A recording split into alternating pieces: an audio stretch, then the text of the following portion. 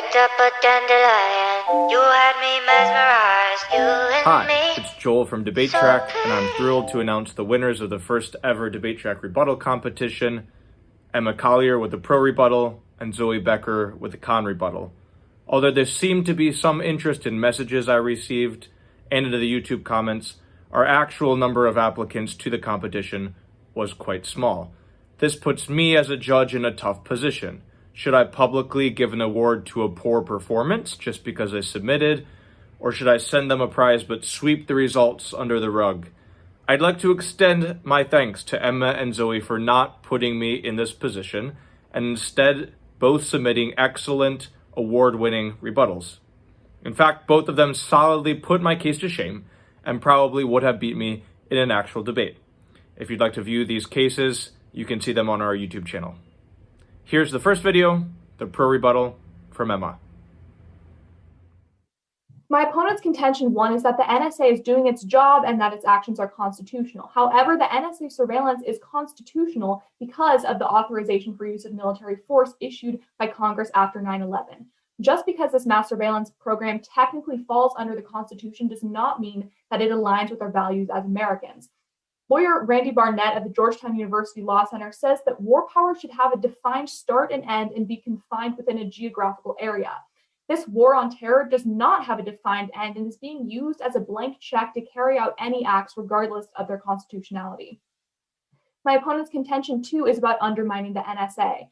My opponents say, and I quote, that our national security agencies run the risk of being marginalized. We say that in response that this is a painfully ironic quote considering that NSA surveillance has and is literally used to marginalize communities in our country. An entire government agency is not going to be marginalized, but for communities actually being surveyed, surveillance creates tension, fear, and self-censorship within communities being monitored. One activist and executive director of the Arab American Association of New York recalled visiting a college Muslim student association meeting and seeing a sign that read, "No political discussions beyond this point." This message was not indicating that the college students were engaging in dangerous or disruptive political discussions. Instead, was an indication that these young people were well aware that their group was being monitored. Those are the real groups marginalized when it comes to surveillance, and calling out government, holding them accountable, and demanding transparency is not marginalizing and is in fact empowering.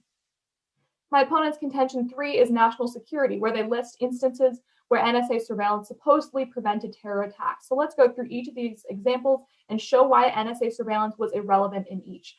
My opponents first bring up 9/11 as an impact. There is no question that that day did a lot of damage on our country, but they are completely missing the link that any more surveillance would have prevented this horrendous event. In fact, Peter Bergen, CNN security analyst, said in 2013 that it was not that US intelligence just didn't have enough information.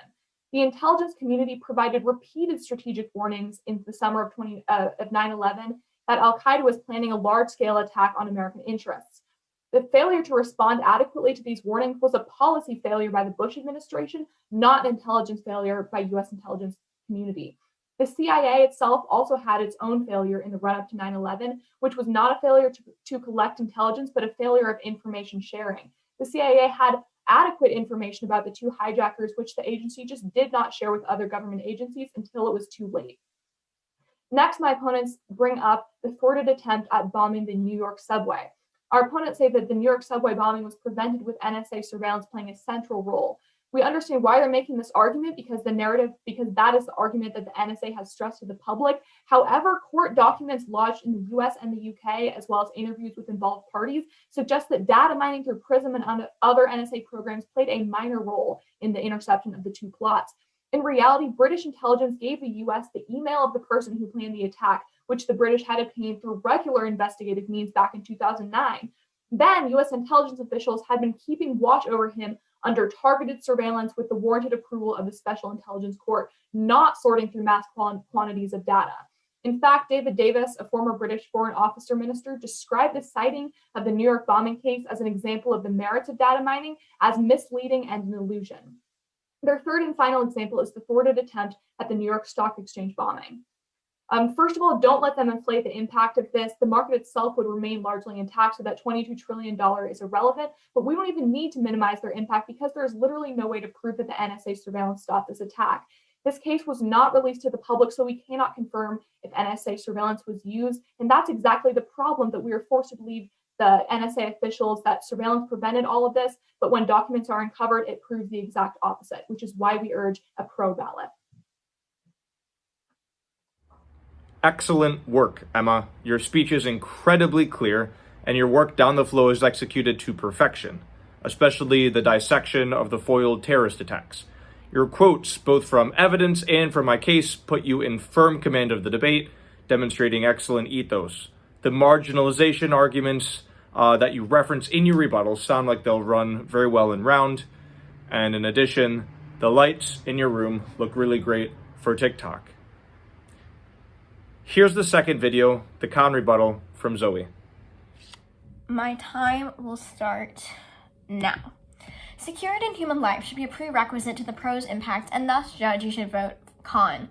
For this rebuttal, I'll just go down the flow of my opponent's case. So my opponent first talks about how the NSA collects communication data from everywhere in the world, but this case and this topic is about U.S. citizens, thus making arguments about people all over the world is non-topical and annihilates ground for the con. My opponent then goes on to talk about programs such as XKeyscore, and they talk about how XKeyscore collects online activity from emails, websites, Google searches, metadata, etc. And the pro makes the argument that collecting this online data is unconstitutional or unlawful, but by signing up for Gmail, Instagram, or opening any website, you and the user is consenting to having your data stored, right? You click I agree, and you're agreeing to have your data stored by said company, and in these terms and conditions, also, there's room for having this data transferred to the NSA, thus there's nothing unconstitutional or unlawful occurring, and metadata helps prevent terrorism, and thus by collecting metadata and other data, we are protecting U.S. citizens. This is a greater impact than the liberty impact, because without security, we are perpetuating the loss of human lives, and human life must be valued higher than all other impacts.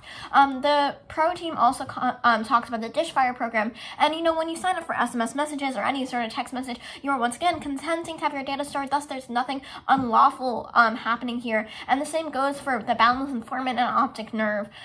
So the users are providing consent, thus these contentions don't really stand. My opponent also talked about how COVID-19 monitoring makes NSA surveillance and the negative impacts that they propose worse, but according to Nalak and Ms. Ibrahim in 2020, NSA surveillance is necessary for fighting the COVID-19 pandemic. Surveillance is one of the cornerstones for controlling the pandemic, and surveillance is needed as any missed COVID-19 case can lead to new chains of transmission, which may be more difficult for containment.